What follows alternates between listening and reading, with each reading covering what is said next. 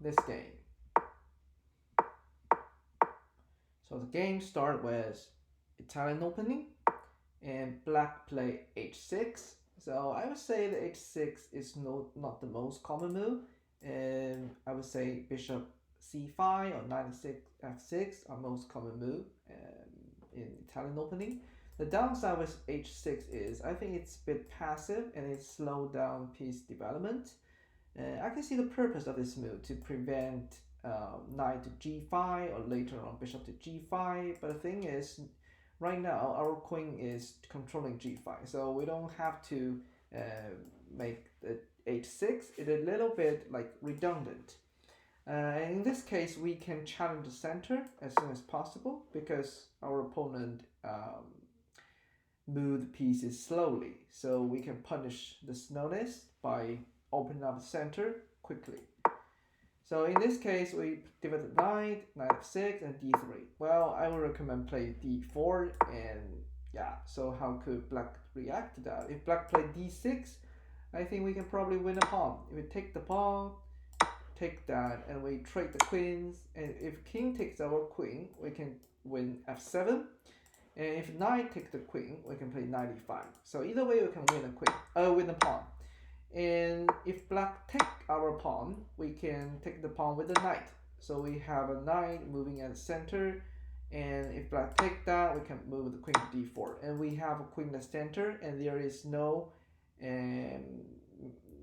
not many pieces can kick our queen away. So for example, c5 can kick our queen for sure. But the downside, a very huge problem with the c5 move is the d5 square is the outpost. White can utilize this square later on. And if black play, for example, e7, we can push e5 to kick a knight to get even more control at the center. If black play d6, so we can play bishop to f4 while they have developed like a lot of pieces, but black only developed knight. And the dark square bishop is blocked by the d6 pawn. Bishop e7, and later we can long castle. So white is better at the opening.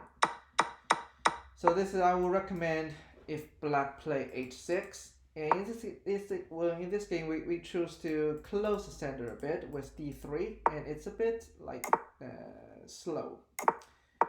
Bishop e3 offering a bishop trade, d6, and h3 we are protecting g4. I think that makes sense because we don't really want the light square bishop pinning our knight. So now the game is very balanced. You can see the position looks very alike between the two players. So this is very easy to end up as a draw. And trading pieces, knight d5, knight e7. Black is offering a knight trade, but this move definitely miss a hanging pawn, so we can win a pawn. Well, I think we should take the pawn first. If we take the knight, and the queen is protecting the pawn, so we miss this opportunity. d4. We are trying to control the center. But what about rook to d8 to ping our pawn? Maybe we can push the pawn to d5. Okay, so take the pawn. Black doesn't want to trade our queen. That's not a smart choice. So if I play black, I will consider trading the queen because white queen is controlling a better space. It's controlling the center. It has more space to control than the black queen. So if I would play black, I would at least make the queen at f6 because the knight is protect the queen. We can trade the queen whenever we want. But queen to g6, I don't think that's a good move. And maybe black is going to threat a3, but white can actually play knight e5 to attack the queen and adding pressure on f7.